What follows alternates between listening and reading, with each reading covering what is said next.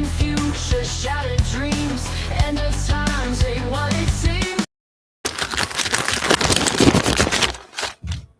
Back due to popular demand, the paper crinkling. Excuse me out there in the audience. Welcome to Weaponized News. This is Sam Chaney reporting.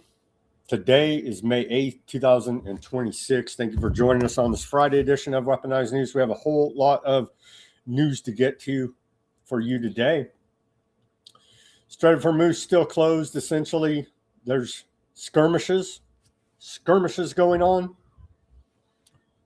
there between America and Iran right now, ongoing here.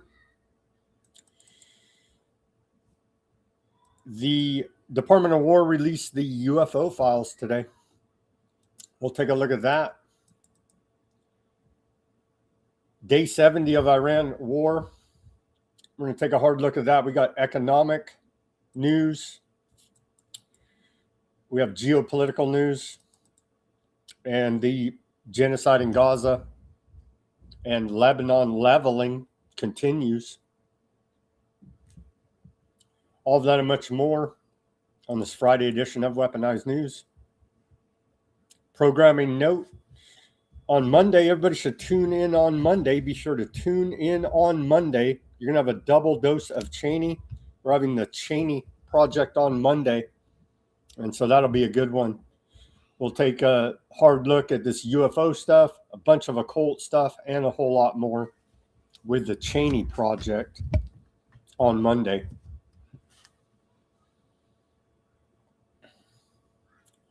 Just waiting for some people to jump online. There's Mac. Shout out to Mac. Thank you for joining us, Mac, on the YouTube. All right, let's get to on this day in history. We have a lot of news to get to. On this day of May 8th, we go back to the year 1348. The plague arrives in England. And so allegedly, this is when the beginning of the terrible pestilence, Black Death in England started. A ship from Bordeaux carrying the plague lands in Melcombe Regis, now known as Weymouth, Dorset. On this day, 1348. And so we're still having this problem with the mice, it appears. We'll cover a little bit of that. On this day, 1521, we saw the Parliament of the Worms. Parliament of the Worms installs edict against Martin Luther's 95 Theses. 1541, on this day, Spanish explorer Hernando de Soto and his expedition are the first Europeans to discover the Mississippi River.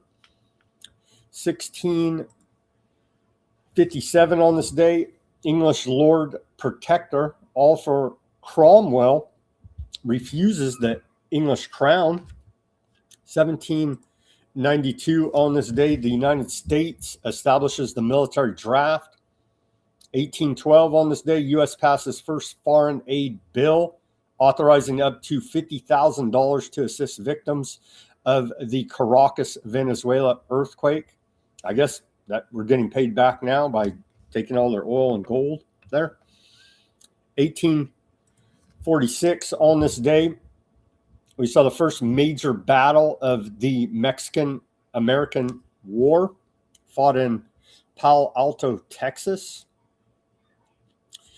On this day in 1858, American abolitionist John Brown holds a secret anti-slavery convention in Canada. 1877, on this day, we saw the first Westminster dog show. Also on this day in 1878, 1 year later, David Edward Hughes' paper on the idea for a microphone is read before the Royal Society of London by Thomas Henry Huxley. 1879, on this day, George Selden files the first patent for a gasoline-powered automobile. On this day in 1912, we saw film and television production and distribution studio Paramount Pictures founded.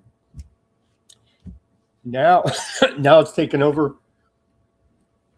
Now it's been taken over by Larry Ellison and his crew. 1942, on this day, aircraft carrier USS Lexington is sunk by the Japanese after an air attack in the Coral Sea. 1945, on this day, VE Day, World War II ends in Europe after German Field Marshal Wilhelm Keitel formally signs Germany's unconditional surrender in Berlin to the Allies, represented by the United States, UK, France, and the Soviet Union. 1958, on this day, I thought this one was kind of funny.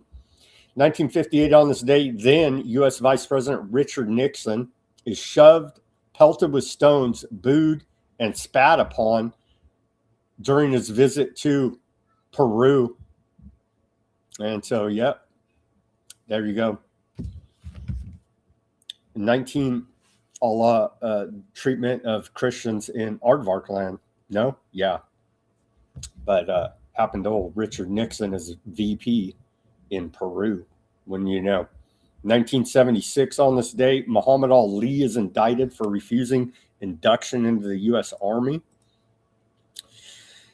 And then we fast forward to 1999. Nancy Mace becomes the first woman cadet to graduate from the Citadel Military College there in South Carolina. 2018, on this day, U.S. exits the Iran nuclear deal. Then President Trump withdraws the United States from the multilateral Iran nuclear deal negotiated under President Barack Obama. 2024, on this day, it was reported New York has more millionaires than any other city in the world, 1 in 24, with 744 centimillionaires worth more than $100 million and 60 billionaires. They're in New York City. And on this day in our civil liberties history, we go back to the year 1973. War on drugs really begins. New York Rockefeller drug laws enacted. The so-called Rockefeller drug laws, named after their champion, New York Governor Nelson Rockefeller, imposed harsh punishments for the possession and sale of drugs because they served as a model for similar punitive laws in other states, and which eventually extended to other crimes as well. The Rockefeller laws are regarded by many as the real beginning of the war on drugs. And it turns out the drugs won. Turns out Rockefeller's war on drugs and the drugs won. Sorry to report to you here. Don't do drugs, kids, seriously. Okay, here's our segue to the news. Absolute disgrace. Donald Trump uses a solemn memorial for fallen soldiers of Abbey Gate to shamelessly plug his luxury golf club. He treats grieving Gold Star mothers as mere props to advertise his private real estate. And so here you go. MAGA loves it, I guess. I also want to express my love for the moms with us whose extraordinary heroes gave their lives in the terrorist attack at Abbey Gate in Afghanistan. I got to know you very well. Very well. And these are phenomenal people. We went to a club I own in Bedminster, New Jersey, which is beautiful. They played music. They said, "Do you actually think he's coming out?" They said yes, and I was going to do just to stop by and say hello. And we ended up listening to music for 4 hours on that beautiful night, looking at the sky, thinking about those wonderful people. Abbey Gate, very well known. I also...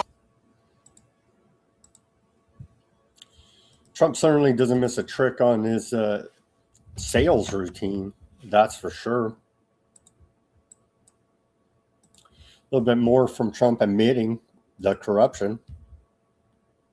Everybody loves school choice. With accounts, we have a very special thing, the Trump accounts, where we're helping families to set aside tax advantage savings for their children's future. And we are giving every American newborn child $1,000 automatically to invest and to grow over the course of their lives. And I want to thank the Dell family. It's a great family.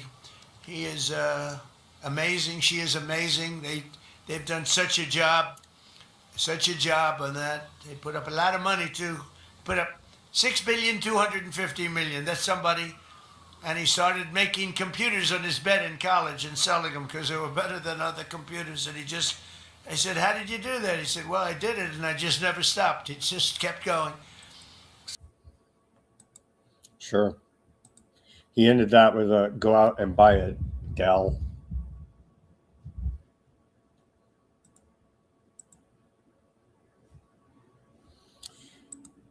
This is a bizarre clip. Trump confesses to extrajudicial killings, which we've been calling out as straight up murder. These fishermen. The flood of deadly fentanyl across our border is down by 59%, and the drugs coming in by sea are down by 97%. 97%. And we're trying to figure out who the 3% are, because they are the bravest people on earth. You see how we stop them by sea. You know, for years they'd go and catch the boat, bring them to court, they'd go in, they'd go out. By the time of the evening, they'd be back on another boat, bringing... That's called the rule of law, due process, and he's bragging about murdering these people. Drugs in. So we gave him warning, and we don't do that anymore. We do it much more efficiently. But think of that, down by sea. A lot of them came in, about 50%. It's down 97. Now we read the flood of deadly fentanyl. And remember when they're murdering these alleged narco drug traffickers, the Purdue Pharma and the Secular family got off with a $5 billion fine for kicking off the whole opioid epidemic in this country, faced no jail time. So remember that when they brag about murdering these alleged narco drug traffickers. And so all I do is win. The White House posted this. All I do is win DJ Khalid, really? What we're listening to Friday? Really? What we're losing here? Weekly wins at the White House. The White House tells us. Let's take a look at that. Weekly wins at the White House. The economy, the U.S. economy added, I can't even read that because they always adjust it down. Private sector, weekly earnings up. Yeah, all rigged economic data there. They always tend to, they put out the big number, everything's wonderful, and then they revise the jobs number down later. Winning with drug maker Eli Lilly announced it will invest $4.5 billion into Indiana manufacturing facilities. That's a big win, right? President Trump announces plans to increase tariffs on European cars and trucks to 25%. This one is a win, I guess, but it's government backed, so there's your free market. Intel stock is up 350% since the Trump administration invested in the company. Well, yeah, it's your corporate fascist government right there. It's backed up by the U.S. government. So, yeah. Executive actions. I don't know how you classify this as winning, because the next president just comes and strikes all of this. But okay. Yeah. And then more wins. The Trump administration began unsealing UFO. U.S. crude oil exports reach record highs. I just, yeah, we're not winning. Sorry to report to you here now. The real winning is this, actually, and everybody should praise this. And if you don't, then we got real problems. President Trump makes history, first U.S. president to call for nation to Shabbat.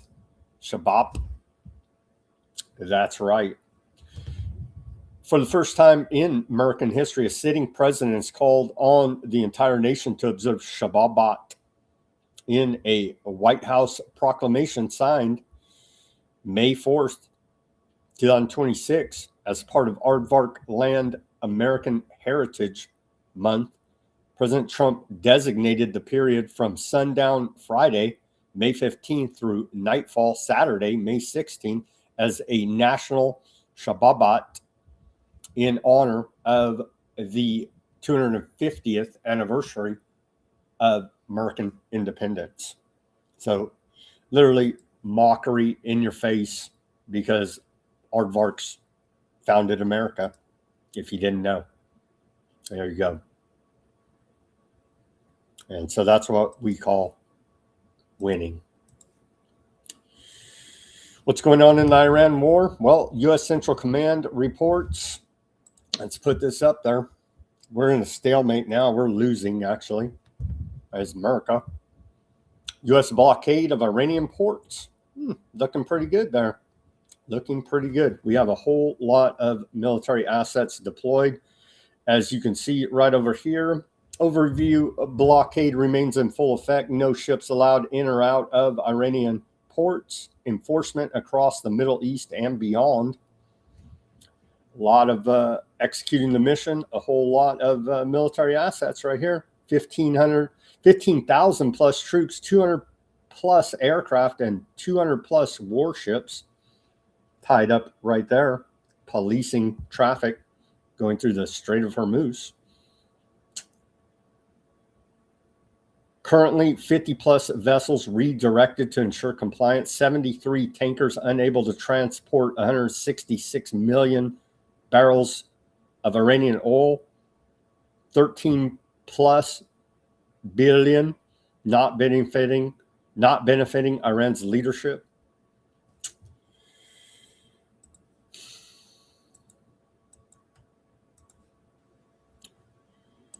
U.S. Central Command put out this post.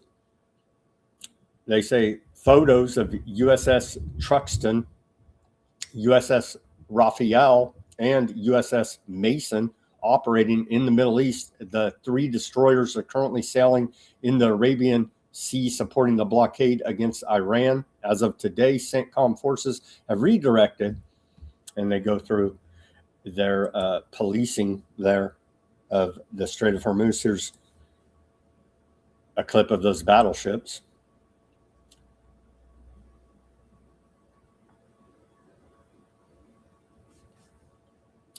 From U.S. Central Command there. Isn't it also wonderful?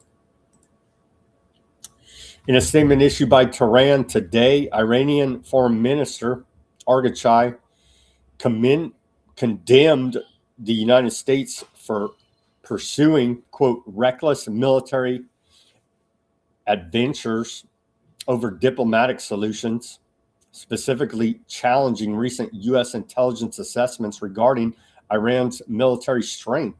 Arghachai directly disputed CIA claims that Iran's missile and launcher inventories have been depleted to 75% of pre-war levels, asserting instead that the correct figure is 120%, and declaring the nation's defensive readiness to be at 1,000%. So we're in this Persian standoff now.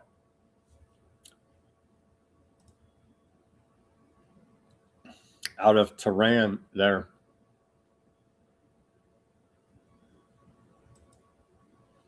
We're in a Persian standoff, you see. That's a report out of the Cradle. Is there any more about it? About the same, yeah. Iranians never bow to pressure, and diplomacy is always the victim, Argachai wrote in his message.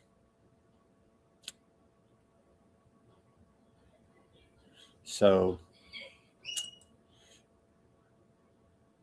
old Bakwai, the spokesman for the foreign minister's office out of Iran, said vermin like non-Turkol scheming and native euphemisms such as a light slap can do nothing to erase the profound disgrace born of narcissism, greed, reckless miscalculation, and lawless irresponsibility. The consequences of this whimsical adventurism and roguish behavior have now become clear to the entire world. Disjointed, disillusioned tweets no longer hold any sway over reality, though, as ever, the deeper they sink into folly, the more inventive they become in justifying it. Pretty profound words there out of the foreign minister's spokesman, I would say. U.S. intelligence says Iran can outlast Trump's Hormuz blockade for months.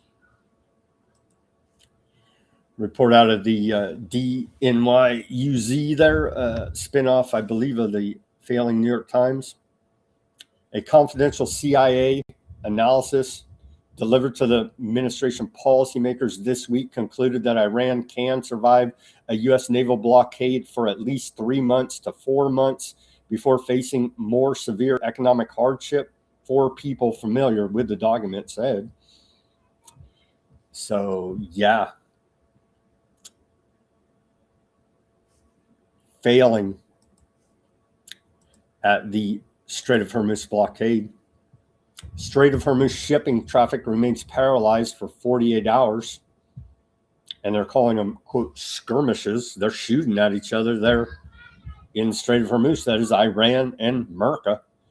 And this thing could kick off hot, heavy, like real heavy anytime. Anytime.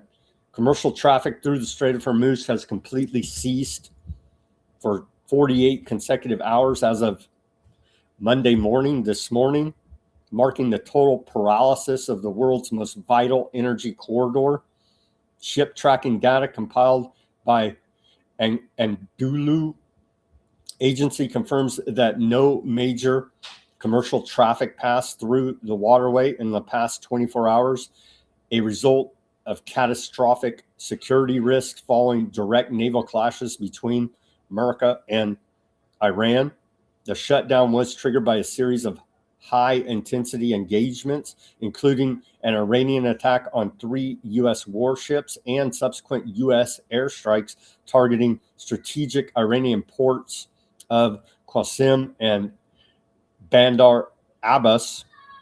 Despite the U.S. naval blockade, maritime intelligence firm Tanker Trackers reported that 3 empty tankers belonging to the National Iranian Tanker Company successfully breached the U.S. line by navigating through Pakistan's exclusive economic zone. These vessels, capable of carrying 5 million barrels of crude, reappeared on satellite imagery near the Omani coast, signaling Tehran's intent to bypass the, quote, Freedom Project escort initiative, which President Trump recently suspended. As the IRGC Navy enforces new stringent transit regulations, the global energy market remains on edge, with the world's primary oil artery effectively severed by the ongoing aggression against Iran by America. That's a report out of the Cradle. Iranian Navy commandos seize tanker during special operation in Arabian Sea.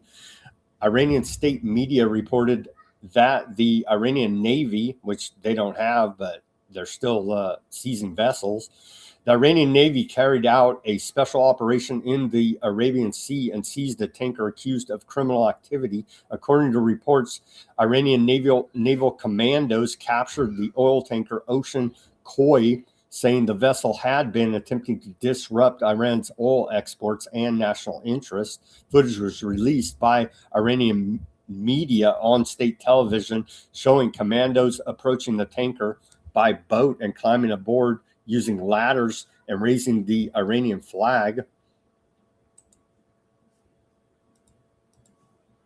And again, let's remind everybody, I know Iran can never have nukes, but the reason why we're there, according to the State Department, to kill all of the propaganda, disinformation, and debunk the lies about the nuke program of Iran. It says right here in this State Department issued press release that Epic Fury is only the latest round of ongoing international armed conflict with Iran, as the United States has explained in multiple letters to the UN Security Council, including most recently on March 10th. The United States is engaged in this conflict at the request and in the collective self-defense of its aardvark land ally, as well as in the exercise of the United States' own inherent right to self-defense. And so it's right there for everybody to see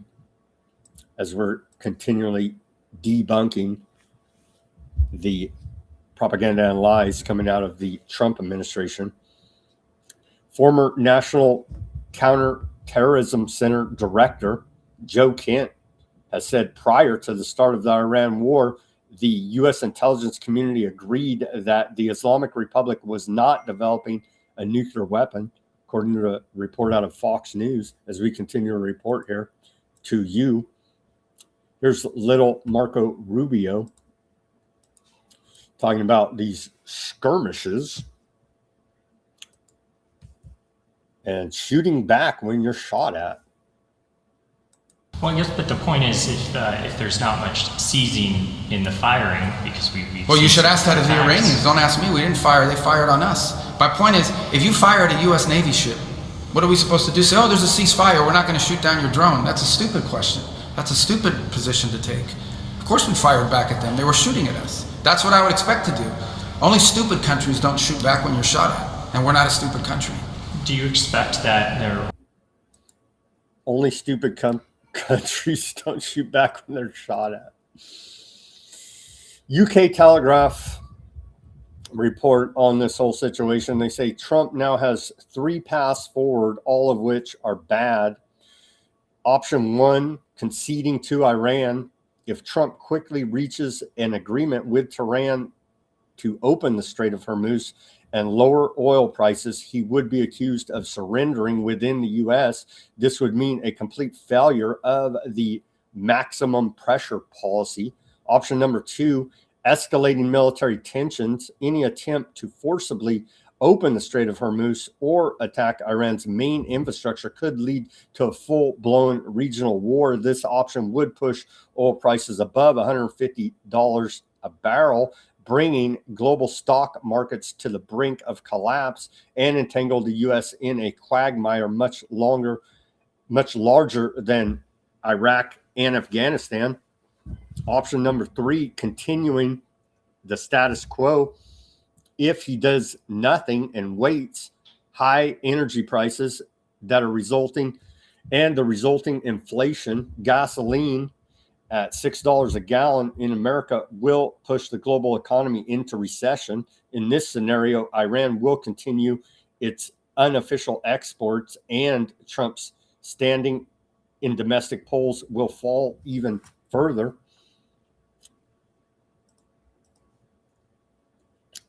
Here's a report out of Al Jazeera on the massive contradictions coming out of Washington.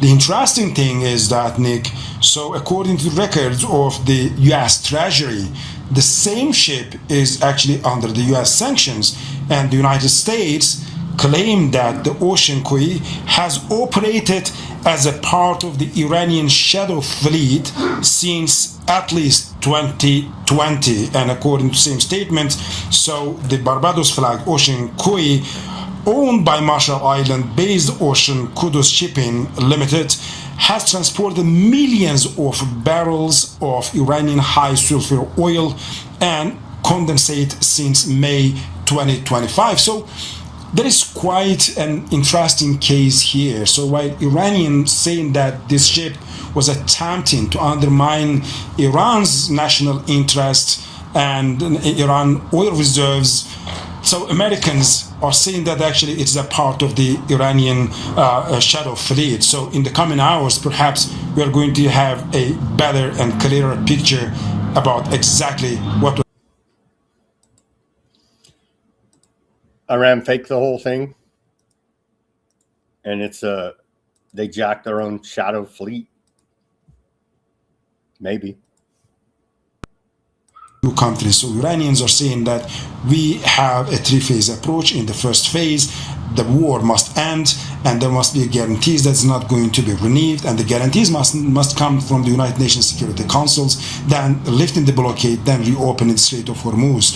However, while Iranians are saying that, the dispute is directly about the new maritime regime that Iran announced about the Strait of Hormuz, and based on that, Iran saying that it is going to keep its sovereignty over the Strait of Hormuz, and that is now, at this stage at least, one of the main contentious point between the two parties.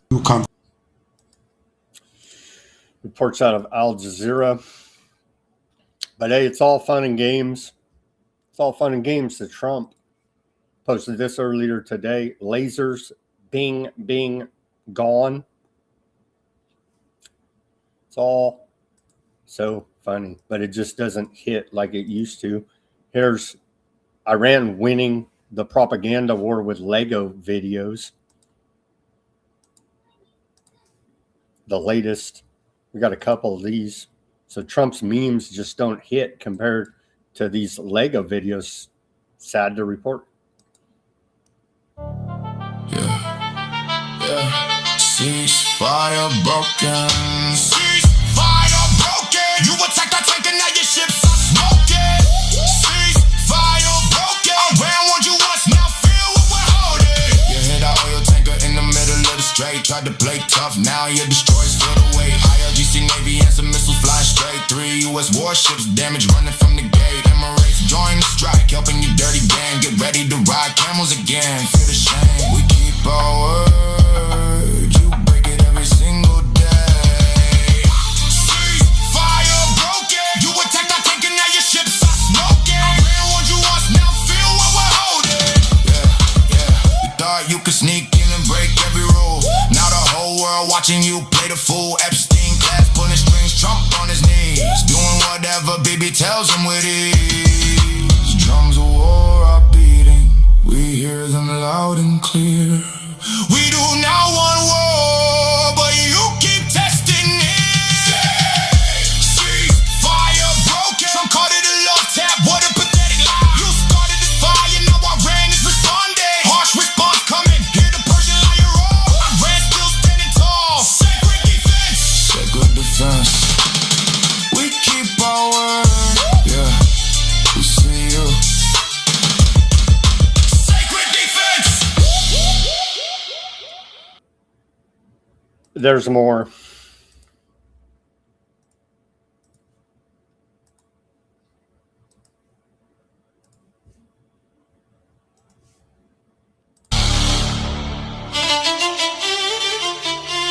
Sanctions on the east, inflation in the west. Tell me who is winning in this power test. Drop the heavy threats, let the vessels through. Peace is what we need for my home and you.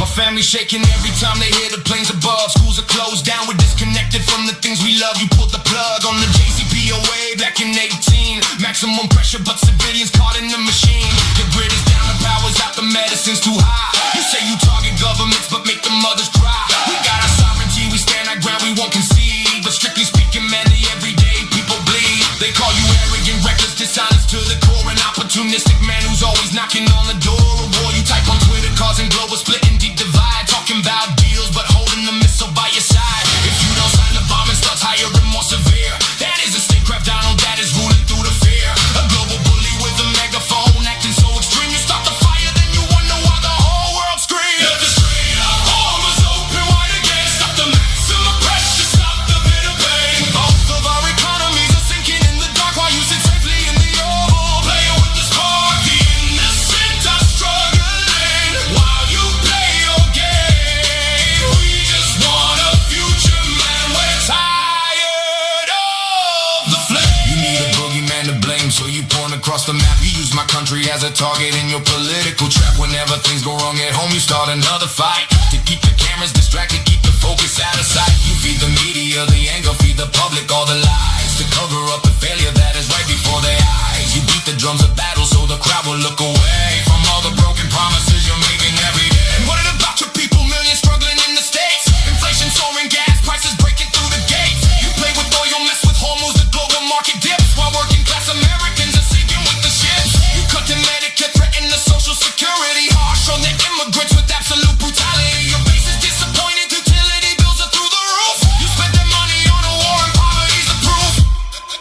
Sanctions on the east, inflation in the west. Tell me who is winning in this power test.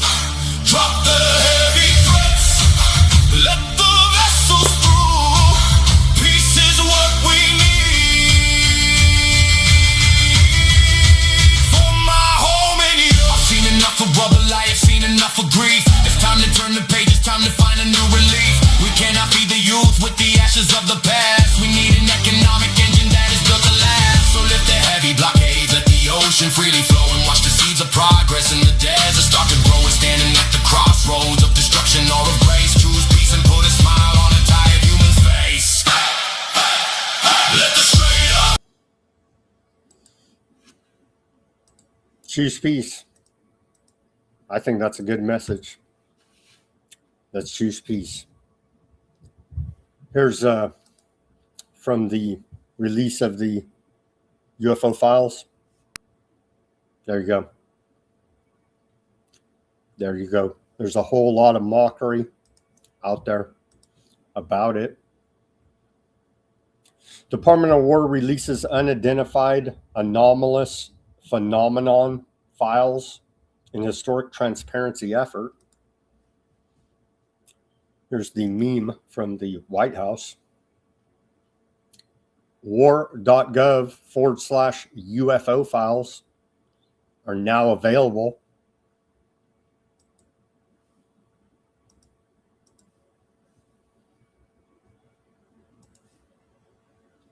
Right there. Department of War releases unidentified anomalous phenomena files in historic transparency effort.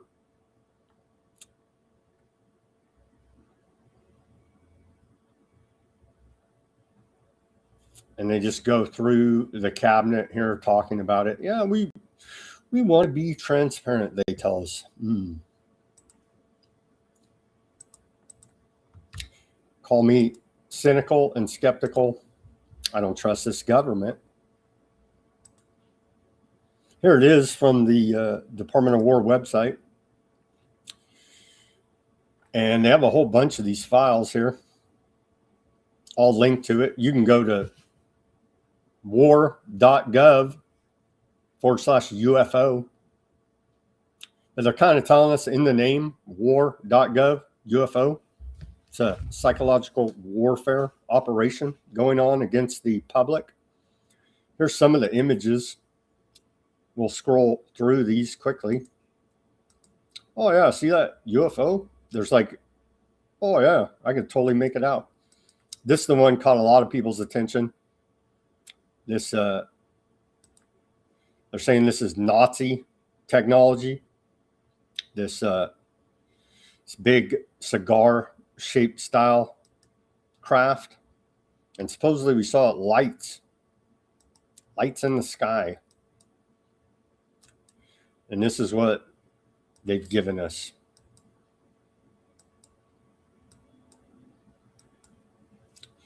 Not a whole heck of a lot, but they say more's coming. And of course, mocking the release here. Plenty of mockery out there. There you go. Low budget alien. There you go. That's about what we got here. Let's hear the report out of the War Channel, Fox News, about this UFO files release.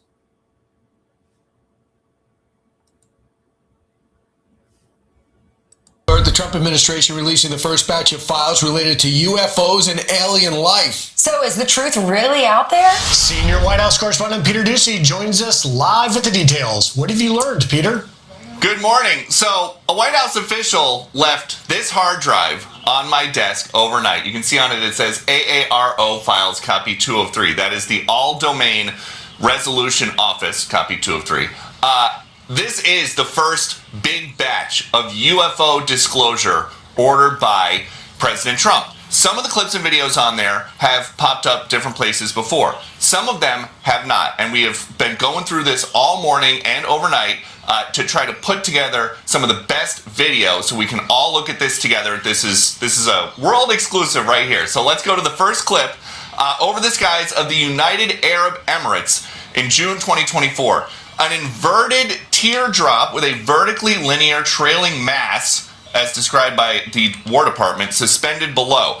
The War Department cannot say for sure what this is. It is officially listed as an unresolved UAP report.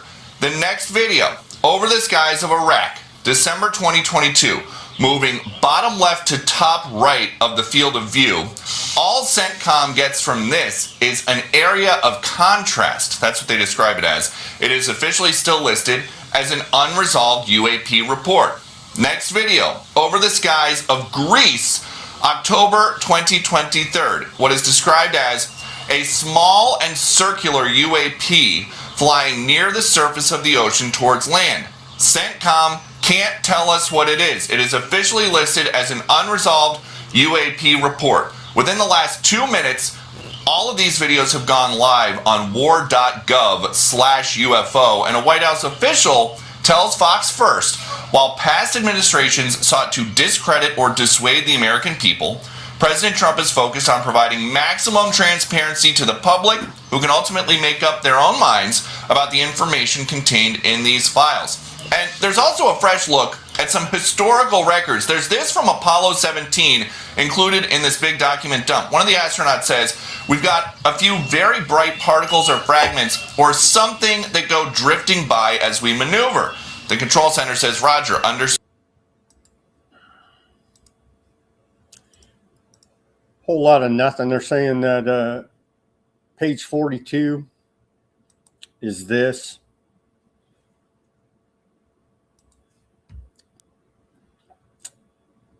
And I'm trying to say this is a depiction of an high order angel, similar to this.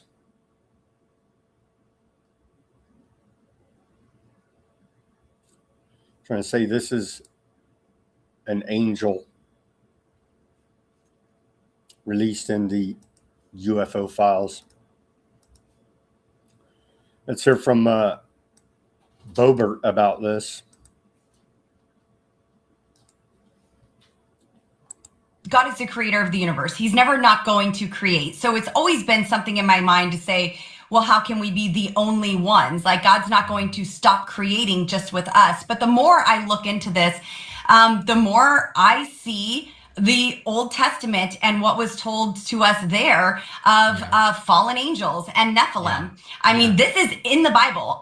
There's nothing that says that fallen angels, that Nephilim just disappeared.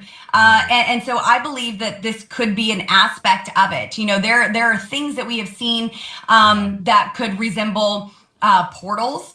And, you know, I mean, we serve an infinite God, a God of the universe. And to say that this is the only realm is ignorant. And so what I've seen, I wouldn't, you know, put it as, you know, Marvin the Martian kind of thing. But I do believe that this is more spiritual. And if you really want to go there, demonic. God.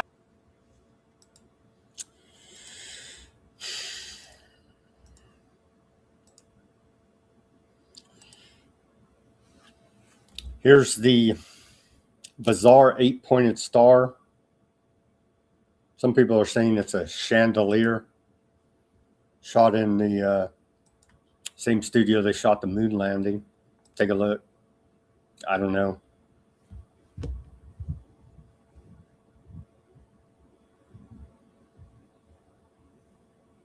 That's in the UFO files. Supposed to be something. Is it a chandelier? And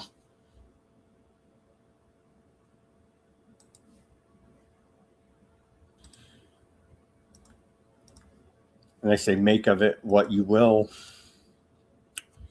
An FBI 302 interview. Now they care about them. Any Epstein 302 interviews, it's a Democrat hoax. Don't you understand? An FBI 302 interview conducted with a senior U.S. intelligence official regarding his firsthand account of a UAP encounter at a U.S. military facility. The White House published this. And they do love their redactions, don't they? Very transparent there. We do appreciate the redactions there. Firsthand testimony. Who knows what kind of psyops they did on these military men? Keep that in the back of your mind as well, going through firsthand testimonies. UFO files revealed jaw-dropping claim of a secret flying saucer capable of reaching 1,500 miles per hour, built by the Nazis. So that's this right here, the cigar. That's a report out of Daily Mail, but this image is in the UFO files. This cigar-shaped style spacecraft.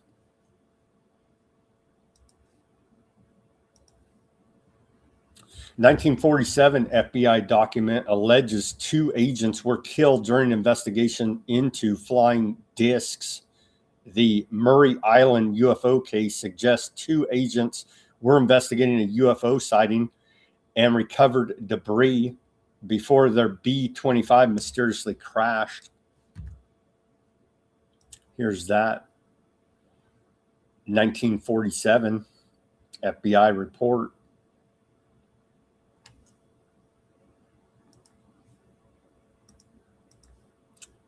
And then take a look at this. Mission to Psyche.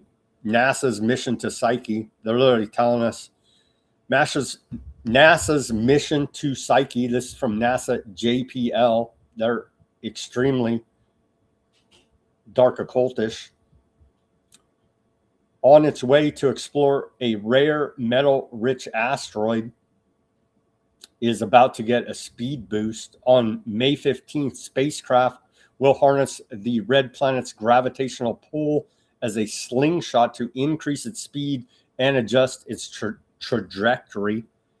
Take a look at this cartoon from NASA JPL. 15th, 2026. NASA's Psyche spacecraft will have a close encounter with Mars, coming within 3,000 miles of the red planet's surface. Like a slingshot, it will use Martian gravity to send it on its way to Psyche, a mysterious metal-rich asteroid that orbits the sun between Mars and Jupiter. Does that look like the mouse? It Is this the new mouse problem? Or no, sorry, asteroid Psyche. They're literally telling you, right? And the Department of War releases the UFO files. It's a war on your psyche. Mars and Jupiter. The Psyche mission launched from NASA's Kennedy Space Center on October 13th, 2023. After a flawless launch and deployment, Psyche has been cruising through deep space on its way to study the asteroid Psyche, the largest metal-rich asteroid in our solar system. Scientists think the Psyche asteroid could be an exposed core of a planetary building block, which may unlock secrets to the origin of planets like Earth and our solar system. Equipped with instruments to image, detect, measure, and map Psyche's geology, composition, topography, as well as its gravitational and magnetic fields, Psyche now approaches Mars for a mission-critical gravity assist flyby. We'll get a gravity assist from Mars, and that will slingshot us, increasing our speed, but more... Imagine wearing this shirt, Psyche. It's just like, come on, man, really? Yeah, really. Importantly, changing the plane of our orbit. The Earth plane around the Sun and then Psyche asteroid plane is about 3 degrees different. So to get to the Psyche asteroid, we have to actually in line with that plane. We can't do it without the gravity assist. During the flyby, all of Psyche's instruments will be fully operational, but its imagers will be particularly active. Mars is a beautiful... I particularly like the square here, ode to Saturn. Mars is a beautiful planet. We will be approaching with high phase, which means that Mars will be a crescent as we approach. We'll be taking time-lapse images to create a short video of the planet as we arrive and depart. I think like everyone else, I'm very excited for the pictures that will come out of this flyby. Stay tuned for images and post-flyby analysis. Go Psyche. Go Psyche. Meanwhile, back here on Earth, Free Thought Project Jason Bassler posted 30 years ago today, Officer Terrence Yakey was found dead just days before he was set to receive a Medal of Valor for saving lives after the Oklahoma City bombing. The case was ruled a suicide. The details say otherwise. People haven't forgotten justice for Terrence Yakey. Indeed, the feds did blow up Oklahoma City. If you have something to hide, you have everything to fear. In 1995, a bomb was detonated in the Alfred P. Murrah Federal Building, killing 168 people. One of the first rescuers to respond to the Oklahoma City bombing was Police Sergeant Terrence Yakey. What he witnessed contradicted the FBI story. Sergeant Yakey desperately tried to expose what he found at the scene to his department and gathered his own evidence as well as survivor testimonies. He was to retire due to what he described as injustice and corruption in the police force. A televised event, Yakey would have an outlet to speak about what he saw and disclose it to the public. He would never live to tell his tale. Terrence Yakey was found dead in a field. His neck and wrists were deeply cut. He bled to death in his car, but was found 1 mile away. He was strangulated. His wrist showed handcuff scars. A bullet wound entered from a 45-degree angle through the top of his temple. He was shot with a suppressed pistol. No gun was found at the scene. The official cause of death ruled suicide.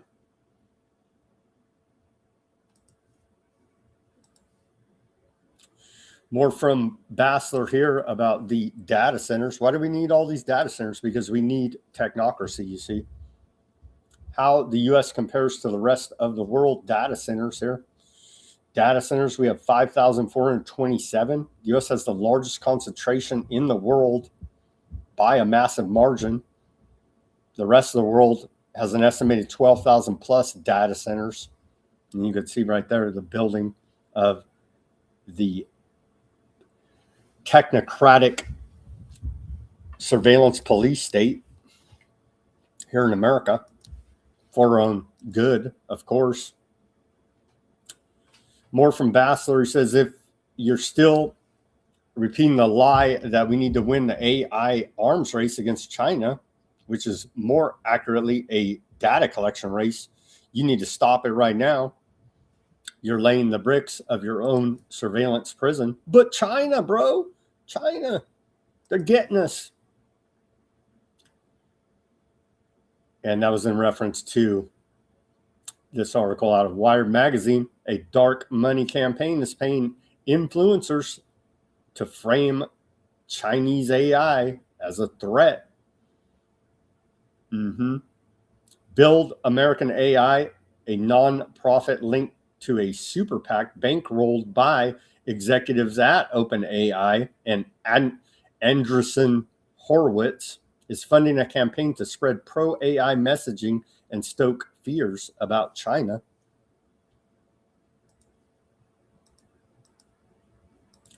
Some domestic politics here now, back in America.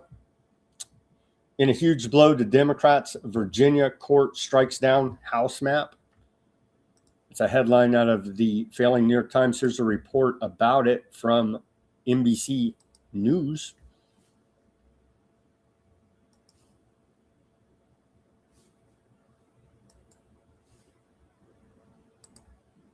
Virginia. In a major blow to Democrats, the state Supreme Court struck down a voter-approved redistricting plan that could have created up to 4 new blue House seats. All right, so check this out. Here's a look at the current map versus the new one that Virginians voted in favor of. So the court ruled that Democrats did not follow proper procedure when putting the constitutional amendment, because this went to voters, on the ballot. So the approved map on the right side of your screen with a lot more blue in it has now been rendered null and void. NBC News senior reporter Jane Tim joining us now. She's an expert on election administration and policy.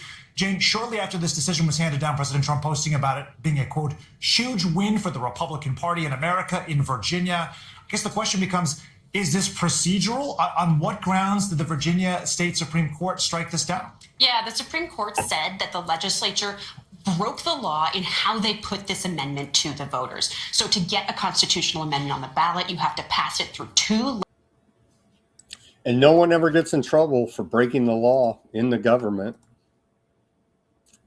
Trump is planning to fire FDA Commissioner Marty Makary, report out of the Wall Street Journal. Here's what do you do with a drunken Hegseth? Talking about the bat miracles in the military. Secretary of War Pete Hegseth.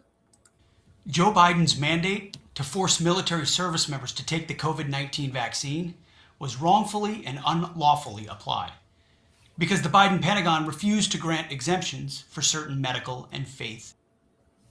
Again, no one gets in trouble. The government breaks the law after law after law. Only you and I have to follow the law. They do whatever, make up whatever bullshit they want, and no one ever faces any consequences. Here's, they're calling it a big win, rolling out, well, they busted this $522 million genetic testing fraud scheme. Let's watch this short report about it from HHS. Welcome to This Week at HHS OIG. Our message is clear. Fraud has consequences and accountability is non-negotiable. This week, 2 men were sentenced for a massive $522 million genetic testing fraud scheme. This was a calculated scheme driven by illegal kickbacks and fake documents aimed right at Medicare and Medicaid. But the whole entire thing is part of... But the real crime here is the exploitation of patients. These fraudsters targeted people needing tests to predict their risk of cancer just to pad their own pockets. The result, millions in restitution and years in prison. To stop these criminal groups, we are also sharpening our focus. That's why OIG joined the West Coast Strike Force. It's It's a new initiative led by the Department of Justice to combat large-scale healthcare fraud across Arizona, Nevada, and Northern California. Together, we are on the front line targeting fraud across the region. They're doing all that, keeping us safe from the fraud, but the PrEP Act, which would potentially allow for lawsuits against all the tyranny they did during the bat time, that's still in place. So it's kind of falling on deaf ears here. The results are in. HHS says FDA approves first gene therapy for inherited deafness.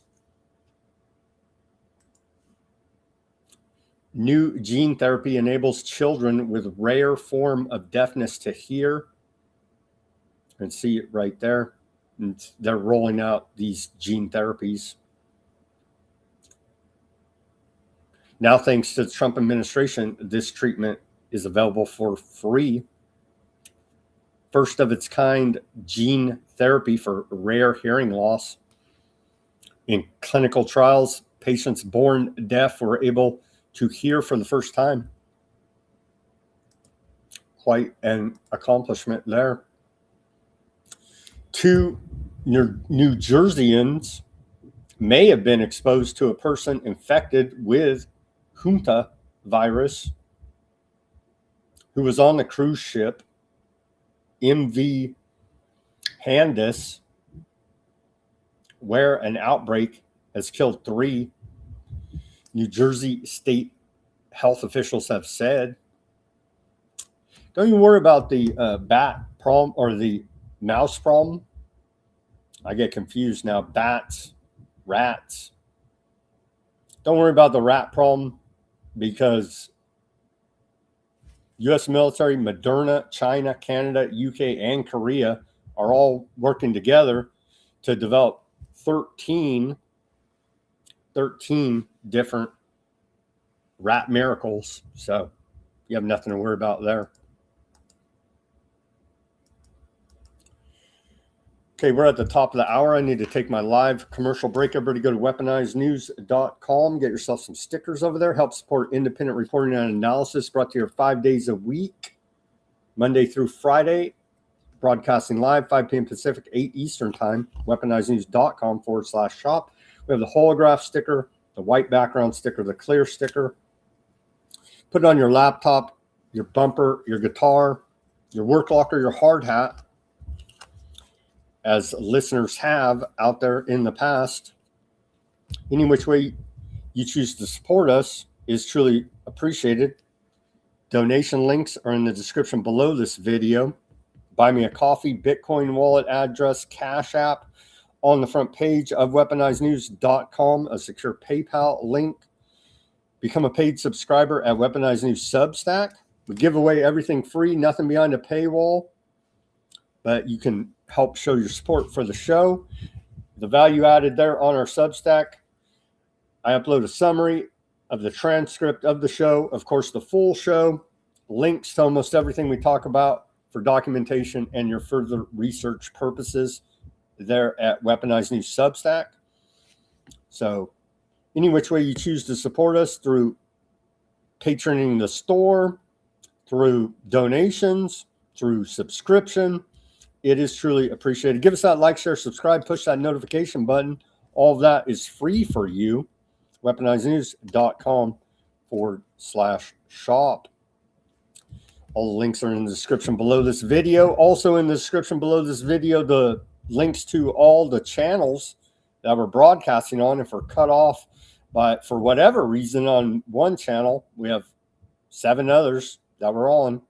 So all those links are in the description below this video. Doing what we can here, reporting independently at weaponizednews.com.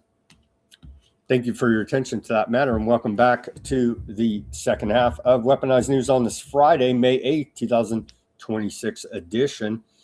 Now we're going to take a look. Well, I guess we'll play it. Department of Homeland Security put out "Have a Nice Day" as they're trying to rebrand ICE to NICE. Here's that video they put out. We're not getting mass deportations. They promised us they're not going to pass amnesty. I'm not holding my breath. They'll probably pass amnesty next.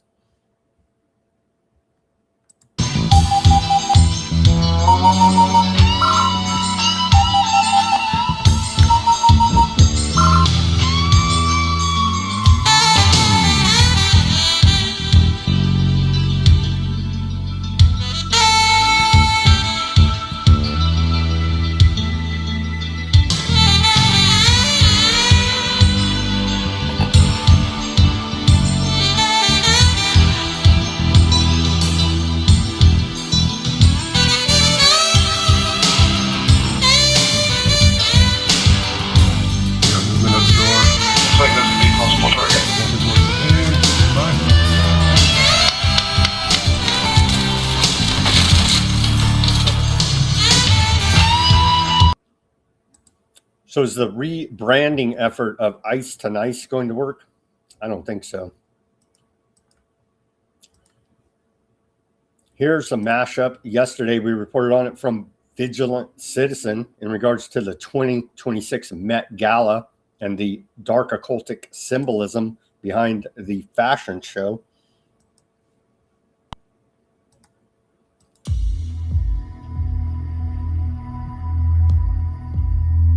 Several outfits worn at the 2026 Met Gala were directly inspired by works of art of the past, and a closer look at their symbolism reveals some rather dark references. For instance, Madonna's outfit was inspired by the painting The Temptation of St. Anthony, in which Madonna embodies the temptress who attempts to lead St. Anthony away from God. Cardi B's outfit was inspired by The Doll, a collection of creepy sculptures made by an artist who was accused of sexualizing children in all kinds of disturbing ways. Why would they celebrate such creations? In other words, the Met Gala is pure occult elite madness. Read the full analysis of this highly symbolic event on Vigilant Citizen. That's who they are. Here's a little bit more from the clip. If I can get to the point here where we're at, about the adrenochrome documentary from Paranoid American. We'll jump in right here and play a couple minutes of it as it all ties together to trauma-based, fear-based, MK Ultra style mind control. Known psychedelic in the West was derived from plants. Ibogaine, which comes from the iboga shrub, mescaline, which comes from the peyote cactus, and LSD, which comes from an ergot fungus on rye. Adrenaline marked an incredible milestone of a drug that could be extracted from and given to any other animal with adrenal glands. It was the same universal drug with similar effects across man and animal. So what exactly is adrenochrome? When adrenaline naturally decomposes in the body, it breaks down and produces adrenochrome. When adrenochrome decomposes further, it converts into androleutin and the pigment melanin. In simple terms, the controversial nature of adrenochrome is because of the fact it comes from blood, and therefore serves as a connection between blood magic of the old world and the scientific and secular modern world.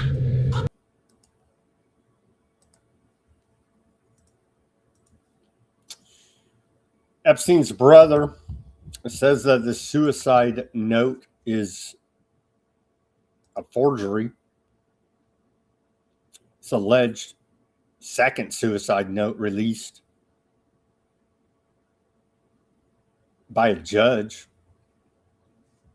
Reported on that yesterday. Today, Mark Epstein, Jeffrey Epstein's brother, disputes the authenticity of the unsealed suicide note. Mark Epstein says the newly unsealed note is nonsense and a forgery, arguing his brother would have addressed it to someone personally. Unsealed after years, Judge Kenneth Karras released the unsigned note tied to former cellmate of Epstein's nearly 7 years after his death. Experts note linguistic similarities to Epstein's past writings, but the Department of Justice says it is not authenticated, the note, as the Department of Justice continues the Epstein files cover-up. New Jeffrey Epstein advised the U.S. Treasury Department in briefings dealing with the emerging use cases of Bitcoin and other cryptocurrencies. In 2014, meetings came while Obama administration was in the midst of a highly sensitive negotiation with Iran over its nuclear program, which coincided with Epstein's own private meetings with lead U.S. negotiators in talks at the time. Epstein was very involved in the early development of Bitcoin, as well as investing in cryptocurrency infrastructure and working with top developers in its infancy. His role with Treasury discussing the implications of cryptocurrency during the Iran talks has years later come to introspect with Iran's own growing reliance on crypto to evade U.S. sanctions and operate its new toll regime on the Strait of Hormuz. And that's this report, and we'll link to it so you can go read the full report there by Mark Hassan and Ryan Grimm. They're working with Dropsite News. FBI witness says Howard Lutnick orchestrated massive fraud at Cantor Fitzgerald, laundered money for the Russian mafia, and bought the house next door to Epstein. Forgot about that, right? He was Epstein's neighbor, and brags about going on his family vacation to Epstein Island.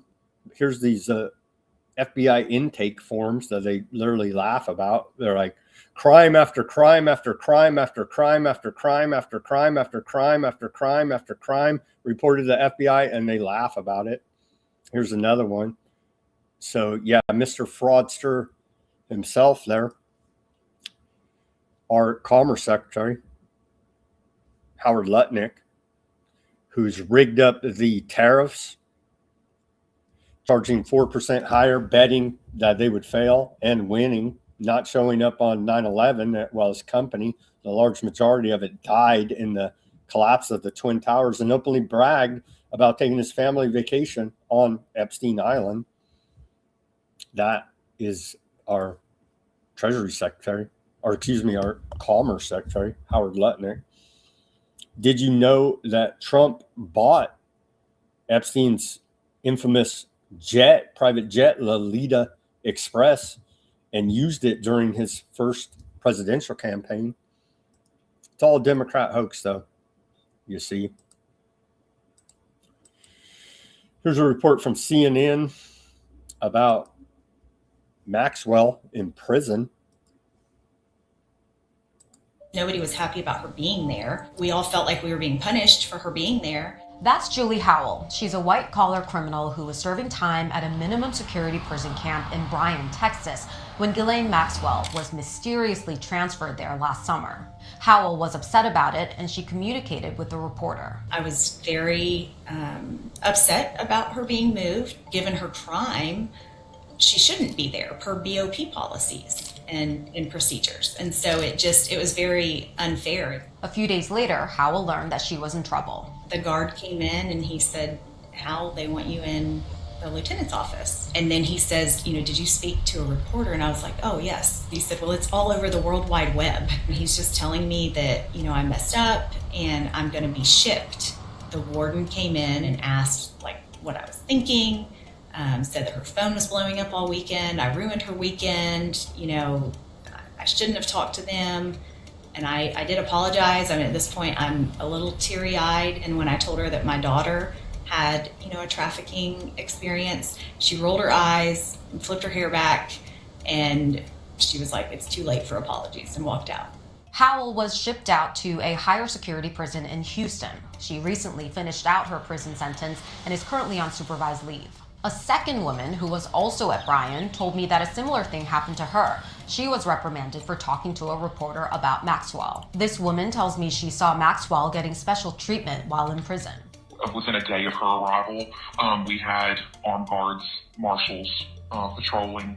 If she had a visitation, she would get to, they closed the chapel and the indoor rec and allowed her to use that building for her personal visits. She'd get bottled waters and clamshell meals delivered to her rooms. A BOP spokesperson told CNN that the Bureau does not discuss details related to specific inmates and that it is committed to maintaining the highest standards of integrity, impartiality, and professionalism in the operation of its facilities. Inmates can communicate with members of the media with prior approval, they said. Tanisha Hall, the warden of Bryan Prison Camp, declined to comment. The DOJ and lawyers for Maxwell did not respond to requests for comment. And the Epstein files cover-up continues.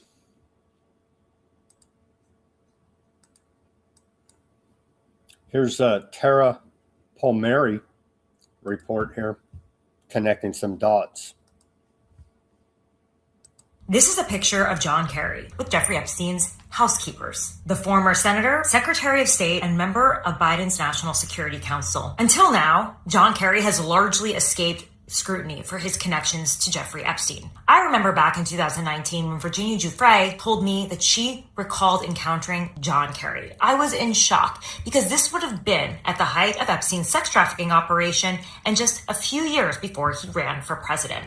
I looked through thousands of documents in the Epstein files over 10 months, and what I saw was Epstein's fixation on John Kerry and his willingness to introduce him to people like Steve Bannon, a disgraced Emirati billionaire who said to Jeffrey Epstein, "I love the torture videos." In these newly uncovered documents, you see Epstein's staff recalling seeing John Kerry in either photos or personally, like on his plane. Epstein also donated to Kerry politically and to his PACs. Back in 2019, his spokesperson said that Kerry had never encountered Epstein personally. But these documents reveal something that's very common in Washington: power, proximity, and access as currency. Since I published this investigation, Democratic Congressman Ro Khanna said that he wants to call in John Kerry for questioning before the House Oversight Committee. I reached out to John Kerry's team to see if he will comply. For more of my reporting, head to tarapalmieri.com and you can read the full. Mr. Skull and Bones there, John Kerry. Shocking, I know. Tied up with the Epstein scandal.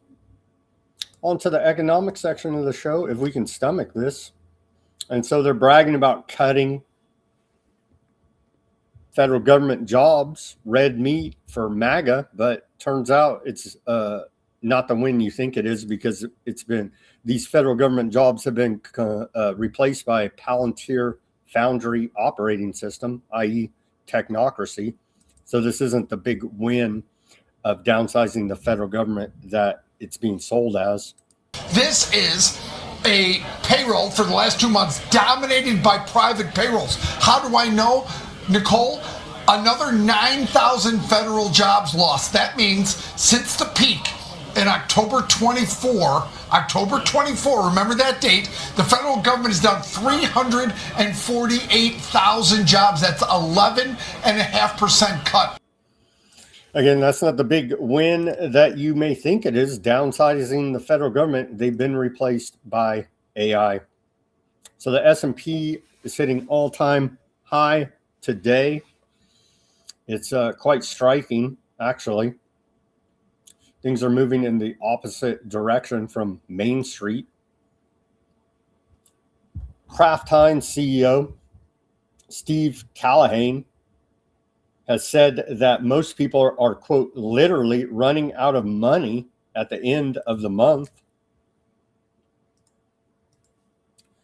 Canadian youth unemployment is 19.5% for 15 through 19-year-olds, a near all-time high. This surge represents a 57% increase in joblessness for young people over 3 years, with 437,000 searching for work, according to a report out of the Fraser Institute. Michael Burry, the famous for The Big Short, says the market today feels like the last months of the 1999-2000 dot-com bubble. The Hill exposes how Amazon's rapid delivery is built entirely on systemically undercutting wages and mistreating workers. I'm sure it's fine.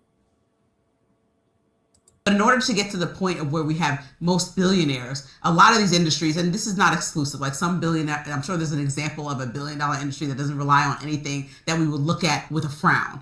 But for the most part, when we talk about a lot of these huge industries, even Amazon, when you have an option to get it in an hour, to whose expense are we getting this shipped so quickly? Like, if we look down the pipeline, is anybody getting undercut with wages? Or, I mean, we've heard some of the employees of Amazon rally against the company about mistreatment in the past. So if we look at like all the different ways that why we have to have unions to protect workers. Wasn't there a report about, there was a report an Amazon worker died in the warehouse and they just laughed about it and like a robot drove by and swept them under the rug, something like that. Senate and House Democrats have launched an investigation into whether pardons and commutations issued by President Trump were driven by pay-to-play dynamics, reported out of ZBS News.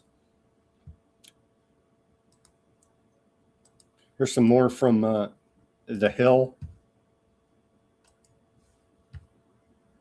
So philosophically, right, it does take a village to build $1 billion business, right? You have to have people in communities that will, which is why California will be like, okay, on the back of this community that's now been outpriced of living anywhere in California. And that's Gavin Newsom's fault. Okay, the businesses, the people, a garbage man can't afford the rent when it skyrockets because Google's there and the entry-level employee gets 90 grand. Happy for them to make 90 grand, but the garbage man still makes what, 25? And so now how can Actually, garbage workers are some of the highest paid in the world. But I'm okay, fine. Anybody, let's say the street sweeper. I'm using any example. Like there's people who drive trains, anything like even a regular salary is not regular anymore because Google has such high salaries. So if you lived in that vicinity, you can't afford to live. So on the back of the people that do what you quote unquote normal jobs there, you know, they've been priced out by a lot of these companies. So that's why they ask these companies to pay their fair share. These companies then go and lobby the government to not have to pay their fair share and to get around certain laws. It's what they're doing right now, why a lot of them moved to Washington, D.C. to lobby President Trump to get more lenient laws. Lobbyists. I'm sure it's fine.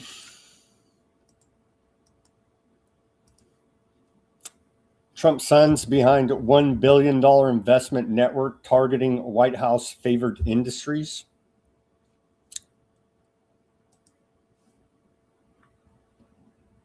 Report out of the Cradle. U.S. drone company backed by Trump's son seeks to profit off of Iran war. U.S. drone company backed by Eric Trump and Donald Trump Jr.'s marketing equipment to Gulf countries reliant on U.S. military support amid the Iran war. It's fine. Trump's sons take stake in Kazakh miner that won $1.6 billion U.S. contract. It's all just a coincidence, you see. Trump's sons back $1 billion investment push. Eric Trump, Donald Trump Jr. have invested in vehicles tied to $1 billion war chest assembled by Dimitriari Holdings. The capital is targeting AI, drone, and other U.S. industries backed by the White House. American Ventures pivots. I'm sure all of these investments are on the up and up, and they would have made them if their daddy wasn't president. Here's Trump disconnected from reality. Says, you know what's happened today? Gas prices are way down. The stock market is way up. And he was actually fact-checked on the X on this video. This was yesterday. Here's Trump disconnected from Main Street. Well, no, gas prices have come down today. Have you looked? They've come down very substantially today. The gas prices, you know what's happened today? Gas prices are way down and the stock market is way up today. So gas prices have come down. That's just not true. I don't know where he's getting his data from. Fact-checked here on the X. On May 7th, yesterday, national average gas prices rose to $4.56 a gallon, up 3 cents from the prior day. and 26 cents from a week earlier, while the S&P declined 0.4%. So at that time, this was incorrect. The S&P's back up, breaking records today, but so are the gas prices. So are the gas prices now. And remember this when you're paying exorbitant prices at the pump. And if you're still a voter, remember this in November as well. 20%, and we're up. The stock market's higher now than when we started this war. And I thought oil prices would go to $200, $250. It's at $100 now. And I think you're surprised, and I'm surprised. But even if it went to 200, it would have been worth it. I understand that. We had just said a 20. Even if it went to 200, it may still go to 200 here now. Flashback to Trump selling the correct rhetoric. Actually, gas prices are at crazy levels. Fire Obama. He posted this October 22nd, 2012. So selling you the rhetoric and red meat you want to hear, you see, because it's all Masonic stage play. That is your American politics, headed up now by WWE Hall of Famer Donald Trump. Here's a look at the AAA national average for the price of a gallon of gasoline. It's up to $4.55. You can just round it up there. Over here in California, we're getting beat over the head with these prices. I'm trying not to drive. $6.16 a gallon. Diesel in some places well above $8. And so this is clearly not sustainable. And you can see right there, national average rises 25 cents for second straight week. And so this is why the Republicans will lose the midterms. CENTCOM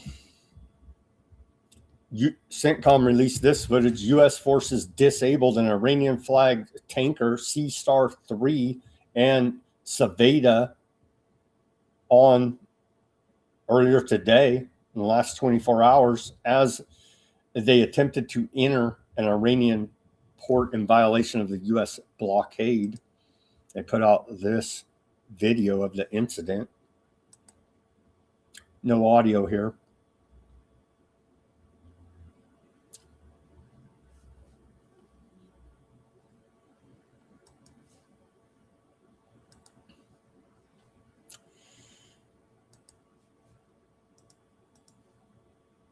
U.S. aardvark land war on Iran drives global food prices to 3-year high. Millions in the third and fourth world will starve to death because of this. Tens of millions will be plunged into poverty because of this.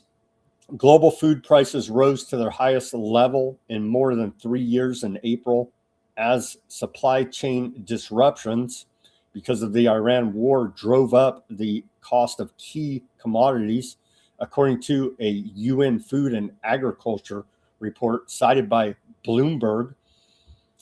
The FAO Food Commodity Price Index rose 1.6% in April, standing 2.5% higher than a year earlier, led by increases in vegetable oil, meat, and cereal prices. Vegetable oil prices jumped 5.9% from March to their highest level since July 2022, while meat prices hit a record high and cereal prices rose 0.8%. The war has effectively shut the critical Strait of Hormuz, disrupting flows of diesel and fertilizer needed for global agriculture. The index tracks raw commodity costs rather than retail prices, meaning higher farm gate prices could take time to reach consumers. And so we haven't seen nothing yet. We haven't seen nothing yet. Here's an interview with Tucker and Tyler Olivier talking about how the Zionist lobby weaponizes fake accusations of bigotry. And so this trigger warning, this is hateful to even insinuate such a thing. And it's even funnier for me because for some of these groups, there is outward hostility, right? You take some of these, I would argue these Orthodox Jewish groups, there is in fact hostility. When we were there asking people questions, asking them what they do for a living, how they get their money, how they afford their little society, there is hostility. So for me as a taxpayer, it's like, we're going to take your money. If you question it, you're anti-Semitic and we hate you. What was anti-Semitic about it? The ADL said it harkened back to anti-Semitic stereotypes of them being a drain on society or something like that, when it's all statistically corroborated. I'm not pulling these out of my ass. These are welfare stats I was quoting, and then I would go to the direct source asking these people, what do you do for a living? How many kids do you have? How do you afford your kids? Are you on welfare? How is that anti-Semitic? And why do they get their own brand of their own proper nounage of racism? That never made sense to me. I agree. It's odd, right? It is odd. It's weird, yeah. It is odd. I haven't thought too much about that, but I think you make a fair point. How is bigotry against one group different from bigotry against any group? And of course, if you believe in absolute standards, it's not. It's all the same. It's all variety is the same thing. But if you believe that only one group should be immune from criticism, then you're not against racism. Of course, you're an advocate of racism. Sure. Right? You're arguing a kind of supremacy. Yeah, Jewish supremacy. Yeah.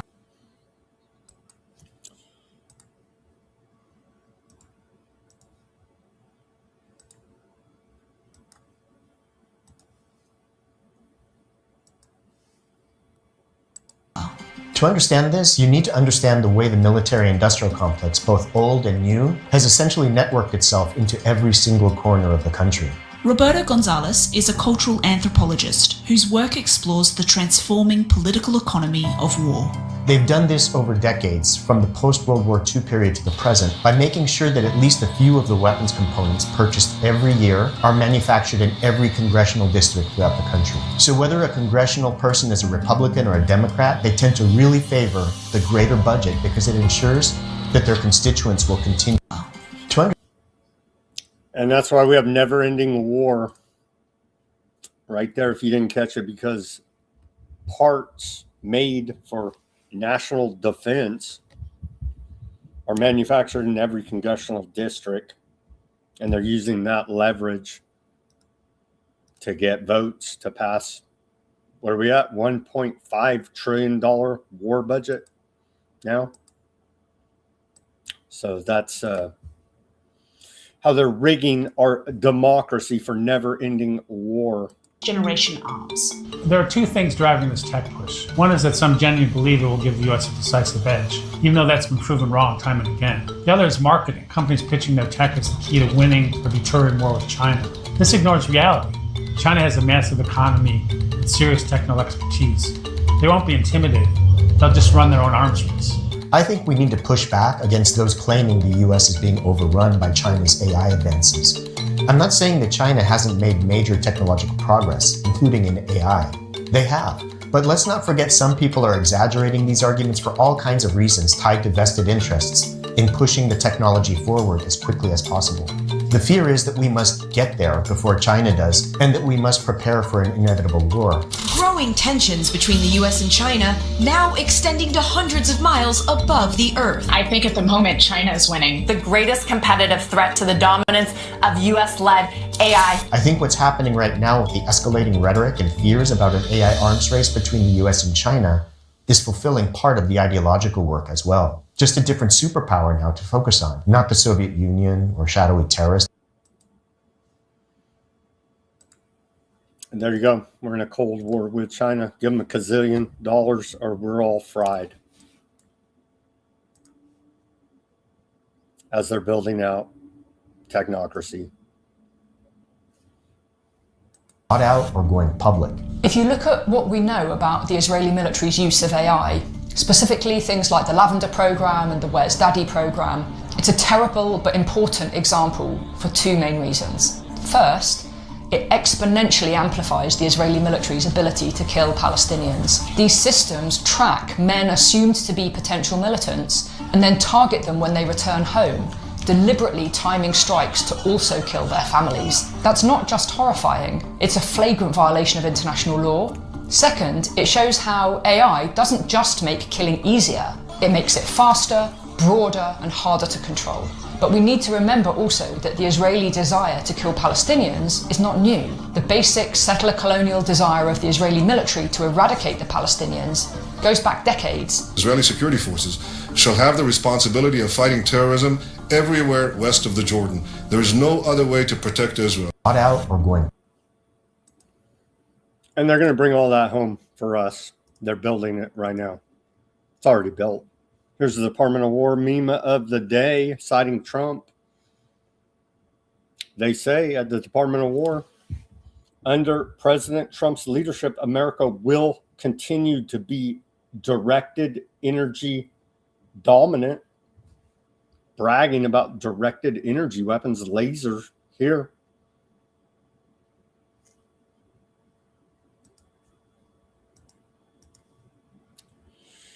And a follow-up on, they didn't put much out about it, the Department of War Lab Week, Undersecretary Michael says, I saw extraordinary display of American innovation alongside Assistant Secretary for Science and Technology, Joseph Jewell, at the Pentagon this week.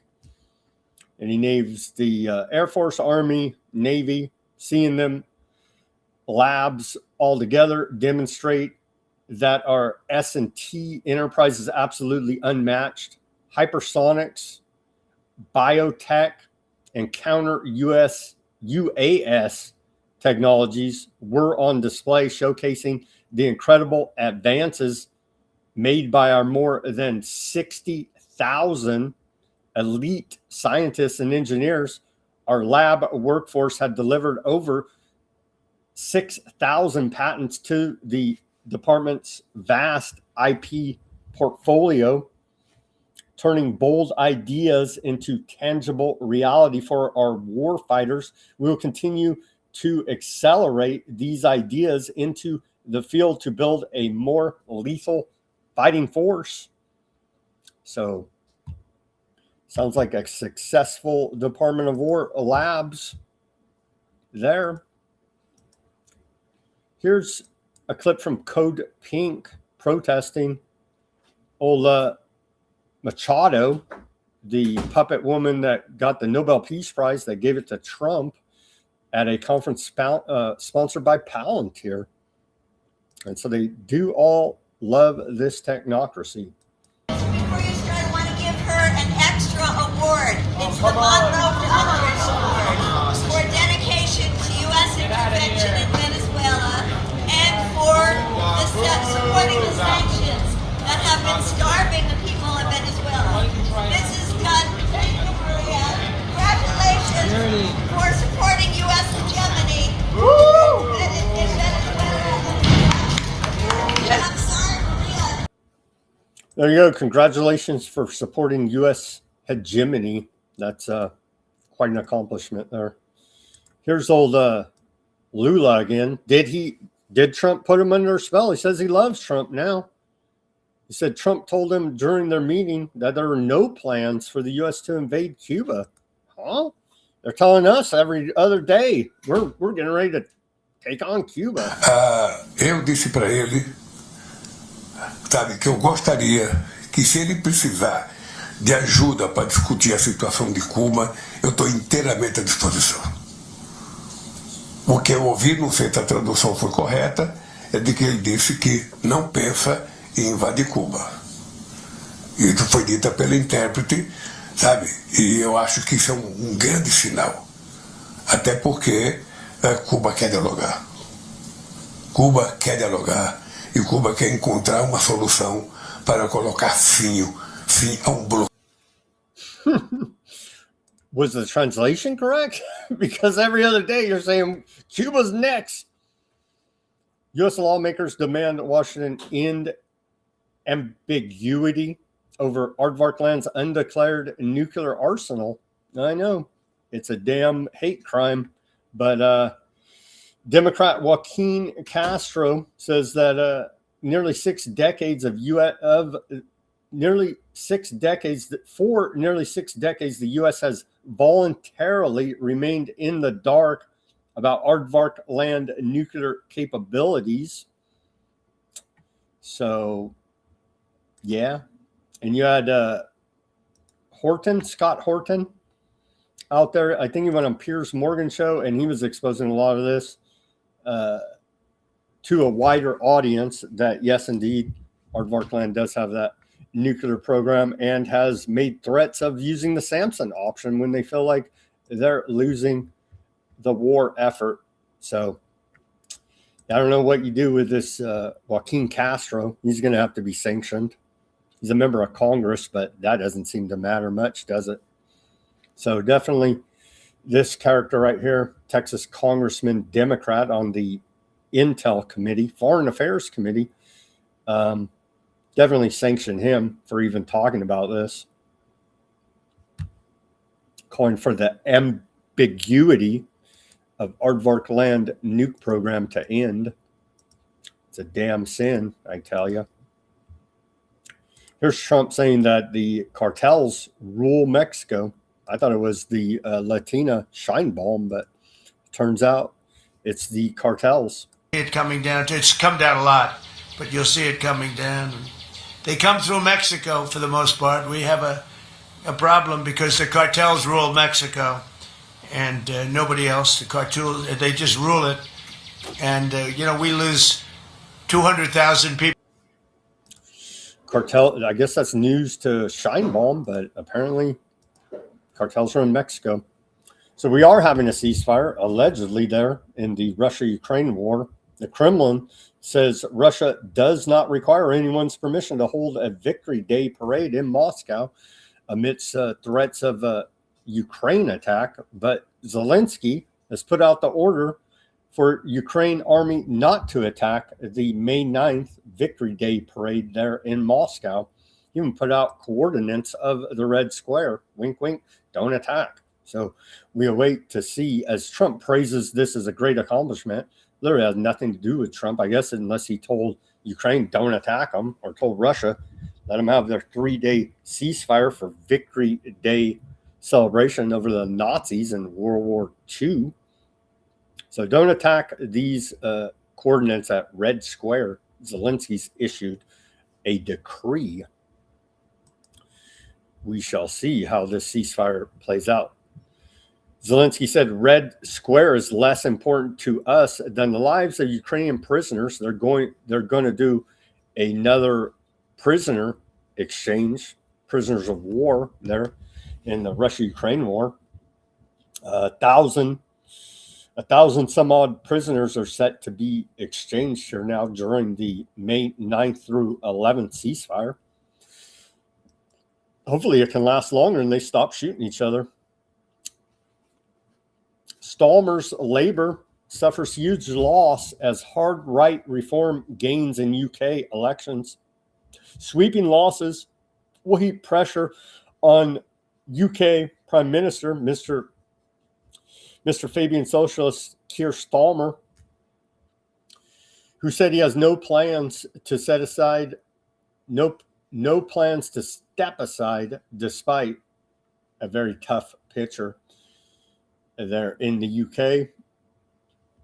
They have funny politics there. If you're publicly embarrassed, right, then you resign. That happens all the time, right? And so you would think that the embarrassment of Mandelson and McSweeney,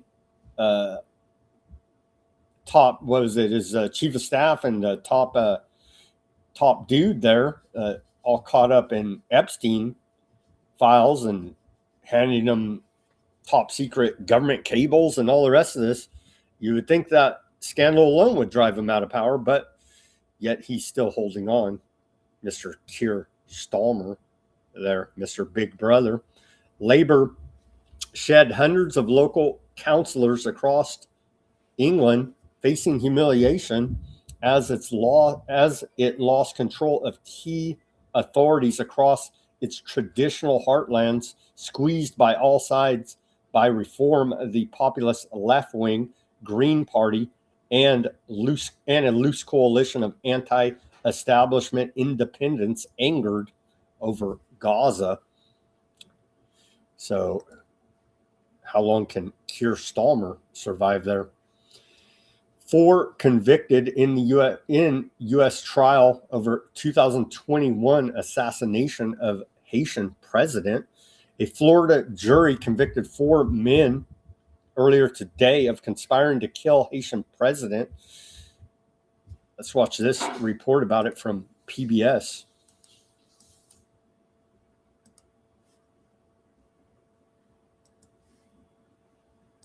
Haiti's president assassinated.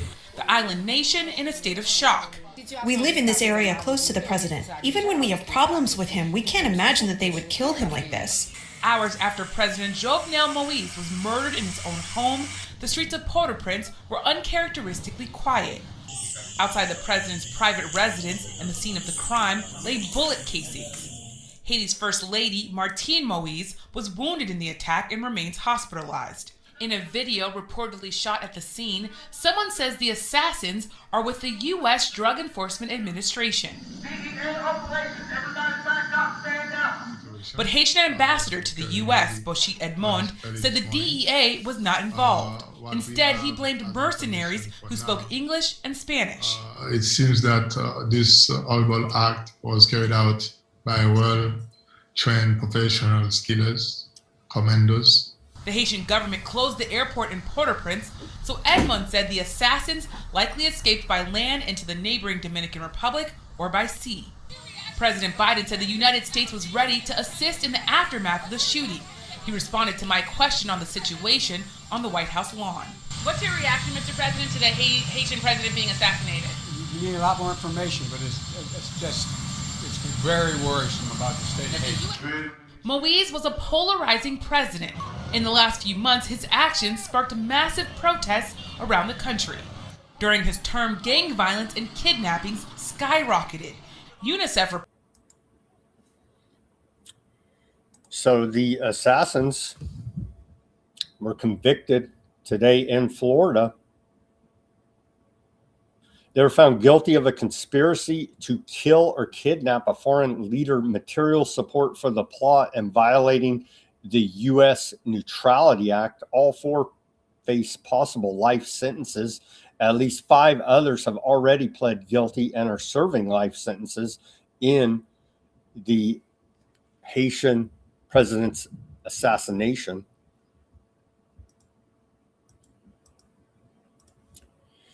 U.S. sanctions on ICC judges over Netanyahu and Gallant warrants trigger financial death for French jurist. And so that's their answer to their war crimes, is to sanction you to poverty. And so this guy is out of the Western banking system, essentially, with U.S. weaponizing the dollars against this French jurist sitting on the ICC in retaliation over his rule on Netanyahu and Gallant, calling them out as being war criminals, as we've reported when the indictments came down. That's your punishment. Sanctions. The DOJ has indicted a Aardvark group accused of organizing a large-scale, decade-long insider trading scheme that netted tens of millions of dollars in illicit profits. The alleged scheme involved 30 people, one of whom already appears to have fled to Aardvark land. Shocking, I know. The defendants, who include corporate attorneys and other financial professionals, are alleged to have stolen and used confidential information on nearly 30 merger and acquisition deals from several of the nation's premier law firms, including a firm headquartered in Massachusetts, the Department of Justice said. And so here's a clip of them scheming scheming. No, they would never do such a thing. Let me ask you, how many of us felt a sense of pride knowing that so many Nobel Prize winners are Jewish? How many of us felt a sense of unease when the Bernie Madoff scandal broke out? Why is that? It's because we instinctively know that we rise together and we fall together. That whether we like it or not, we're all in the same boat. And that means we have to help each other, give to each other, give to fellow Jews, to all kinds of Jews. Let's make it a habit. I'm not under the illusion that we're going to solve all our differences today. But that's not the point. The point is to focus on what we share. We all move in different circles. It's up to you and me, each and every one of us, to find out how those circles overlap and create opportunities for unity. There's no limit to what you can do. So that's a no-no. You don't scam the aardvarks. All right? DOJ will come down on you, even if you're an aardvark. Leaked body camera footage obtained by Haaretz contradicts Aardvark Land police claims surrounding the violent arrest of Palestinian Aardvark Land prosecutor, showing officers storming his apartment, pinning him down, and beating him mercilessly, despite no visible resistance. According to his lawyers and footage, the prosecutor was hospitalized and underwent surgery for a broken nose and serious injuries to his eye and kidneys. The rain began after an off-duty officer living nearby filed a noise complaint, then entered the apartment without a warrant alongside two other officers. After the family demanded they leave, police later returned with reinforcements, forced their way inside, and arrested the prosecutor along with two relatives, a doctor and a nurse, who were also repeatedly beaten during the raid. All three were in prison for 3 days. According to testimony, officers mocked the bleeding prosecutor during and after the beatings, while Aardvark Land police later accused the family of assaulting officers. Here's a image of the beating of the prosecutor there. Leaked video of Arab lawyer's violent arrest. No, he had it coming, right? He's an Arab, obviously. Aardvark Land indicts soldiers on charges of spying for Iran. The suspects took photos of Aardvark Land Air Force Technical School and repeatedly sent them to Iranian intelligence handlers.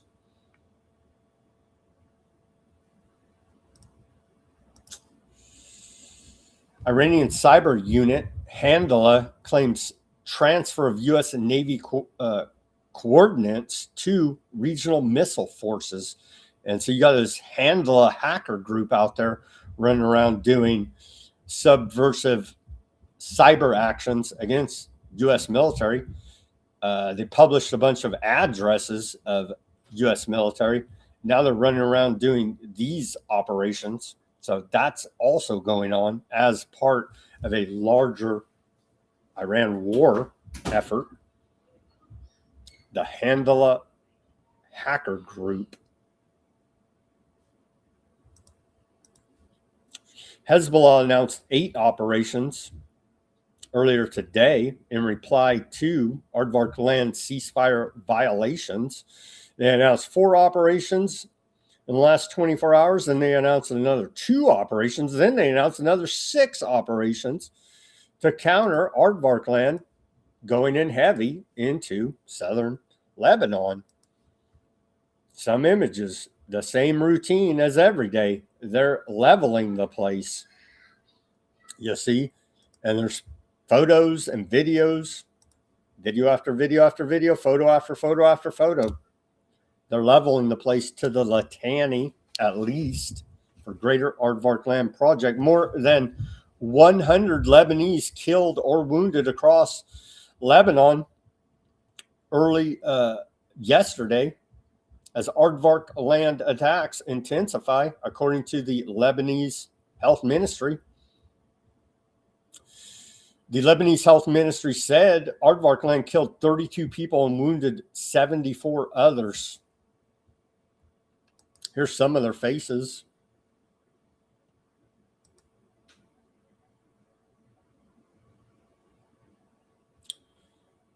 This reporter, I counted 18 killed today so far in aardvark land strikes. Have we become so used to being killed that we still call this a ceasefire? These are some of the faces behind the numbers, which includes 2 paramedics and a teenage scout. Yeah, they're real people getting whacked every single day. They're in Lebanon. That was a report out of Dropsite News. The Cradle reports here now 2,727 people, Lebanese, have been killed and 8,438 Lebanese injured since the beginning of U.S.-backed aardvark land attacks on Lebanon starting March 2nd, 2026. We're nearing the 3,000 dead Lebanese total. I believe we'll probably get there. Here's missile siren warnings there. After suspected rockets launched from Lebanon. Don't confuse this with your sex offender map. So it's ongoing. It's ongoing during the ceasefire there between aardvark land and Lebanon.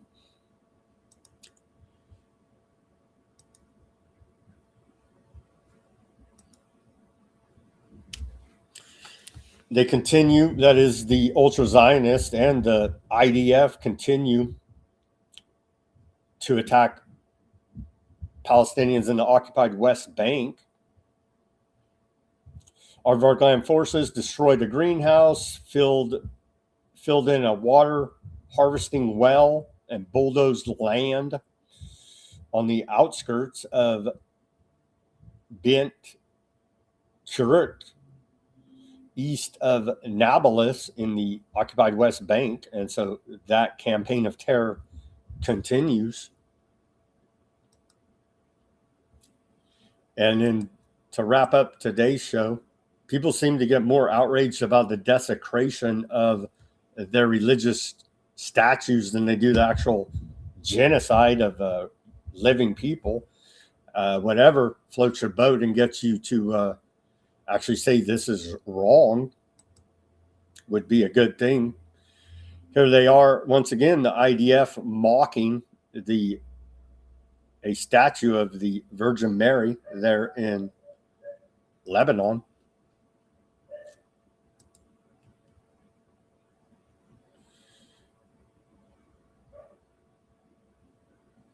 They put kisses, smoking a cigarette, and laughing, but that's their thing. That's their thing, is to disrespect Christians as much as possible.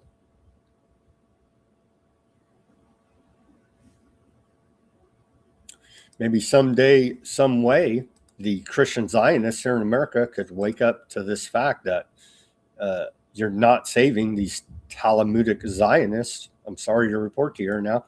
Keep on praying for it, bro. All right, that's all the reporting. Well, let's take a look at the we may very well see major escalations here now as the markets are closed, and that's when Trump likes to attack and rig up the markets to profiteer at the maximum level. Latest headlines out of Iran International. Iran says it will not give up control of Strait of Hormuz as military clashes continue. It's ongoing right there. There is no war. We're not at war, you see. And we've already won the war 70 times, according to Trump. Mark Levin, arch-Zionist foreign agent propaganda man over here in America on the War Channel, Fox News, and on Conservative Talk Radio. Mark Levin warns Iran would resume nuclear ambitions despite any deal. He wants all-out war, endless war. against Iran for aardvark land. He give a damn about American interest because he's a foreign agent, you see. U.S. Central Command posts images of F-16 over Middle East. Are we getting ready for a big, heavy bombing campaign? You know what I mean? Like this close or this freaking close, paper thin ceasefire. There's no ceasefire. They're shooting at us. We're shooting at them. It's a ceasefire. There's no war, bro. I hear you. Senior Iranian official tells Khomeini, says Khomeini's in full health. I thought he was gay and disfigured. Somebody's lying. Trump says U.S. may shift to Project Freedom Plus if deal fails. So a never-ending rebranding of failure as the Strait of Hormuz effectively remains closed. Those are the latest headlines out of Iran International. Let's take a look at Al Jazeera, and then we'll wrap up this Friday broadcast. Headlines out of Al Jazeera here say U.S. expects Iran's response to deal amid sporadic clashes in Strait of Hormuz.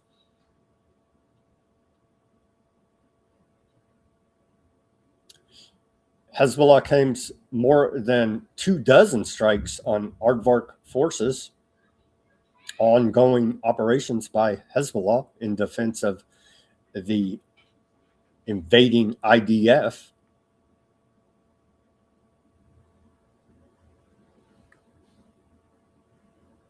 Iran says seized tanker in Gulf of Oman as U.S. disables 2 ships.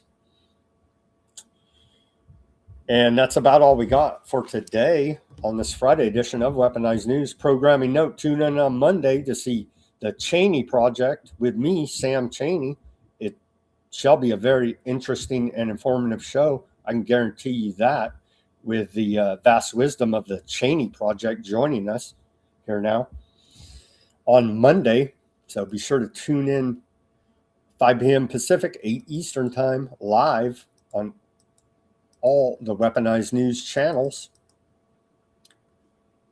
Cheney Project joining us Monday. Okay, let's take a look at the Odysee, see how that chat is going. We have John, Fat Bob, Huffman, Danger. Shout out to you guys. Gurr, thank you guys for tuning in. Thank you guys for tuning in there. John says some have suggested that the deliberate murder of little girls was intended as a sacrifice by Satanists and Luciferians. It is not too hard to believe after some of the stories from the Epstein files. Indeed there, John. Great comment.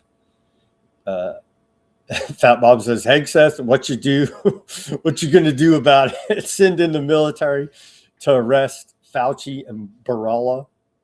That's a sin. Even I can't even believe I read that, Fat Bob. No. No such thing shall happen. Kissinger was instrumental in shutting down America's steel production, moving it to China to be imported back to America. Indeed, Fat Bob. Indeed.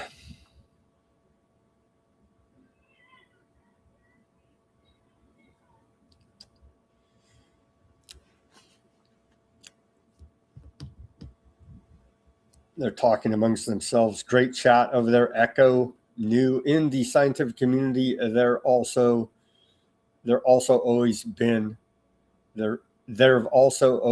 parasites.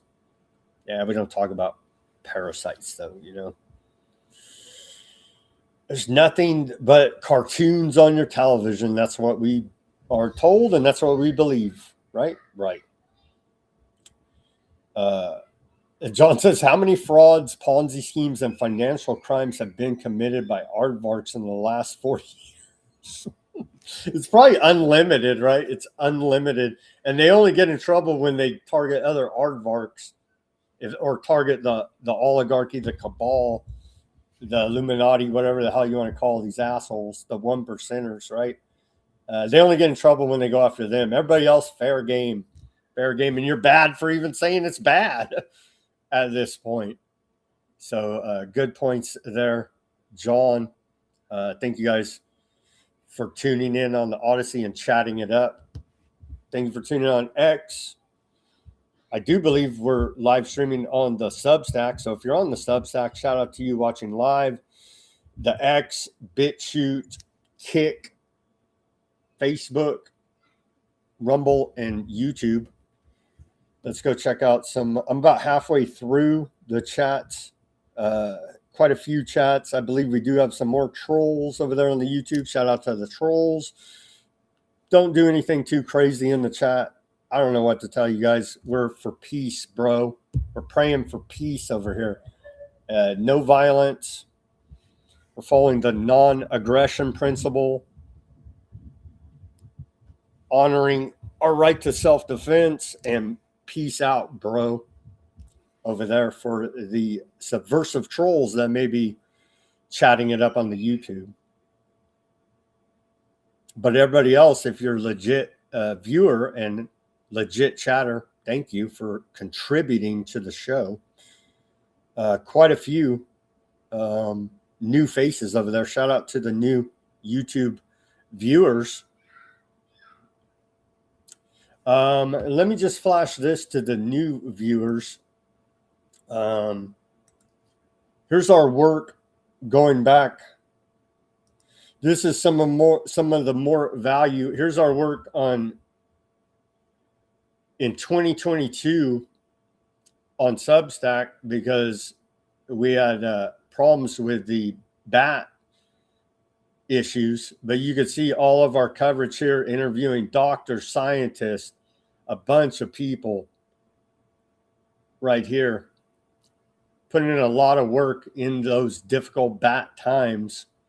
You could read the headlines for yourself here. All that is archived at weaponizednews.substack.com. So you can see the work that we put in right here that we were not allowed to bring to you on YouTube or Google, even for that matter. But we hate Trump, YouTube. Putin's evil, and thanks for having us back. We love you guys now.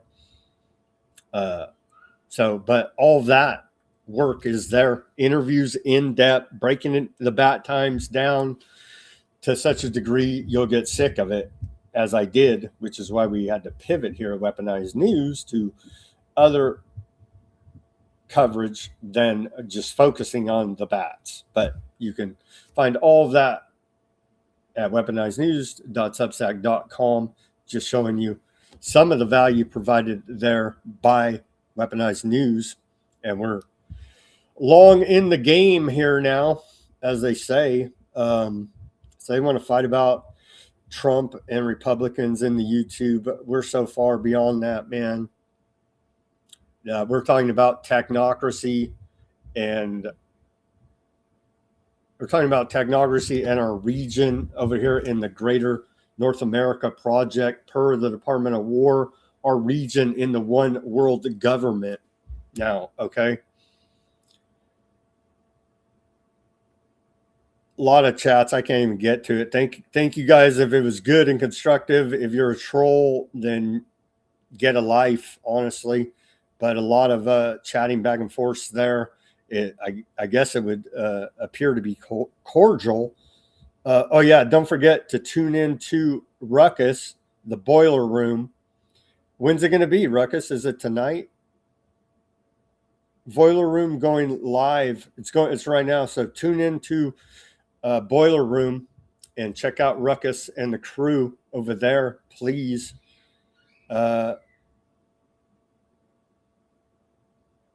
Why U.S. has been wagged by Aardvark land. Yeah, well, yeah.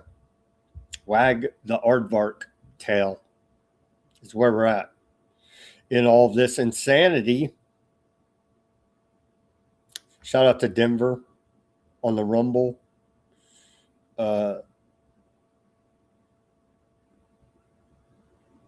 Shout out to all the Rumble. We had a whole lot of YouTube banter. And so I can't even really see the hardcore Rumble Weaponized News viewers chats. Anyhow, everybody that tuned in, thank you guys. Thank you guys a lot for keeping all these chats lively. Please keep it cordial there. Cannot watch. They call it psyche. Like they're telling us UFOs are from the Department of War. JPL, NASA is launching Psyche mission. They're telling you. They're telling you, bro. All right. Let's pray for peace. As always, everybody do your own research. Peace, love, and freedom. Speak out and take action. Have a great rest of your Friday evening and weekend. If it kicks off really hot in Iran, I may have to do a special report. And over the weekend, I'm going to take a look at the national security counterterrorism strategy that was released this week by the White House and try to get together a report about that for next week for you guys. And remember, on Monday, tune in because the Cheney Project will be joining us. We'll be doubled up with Cheney. Have a great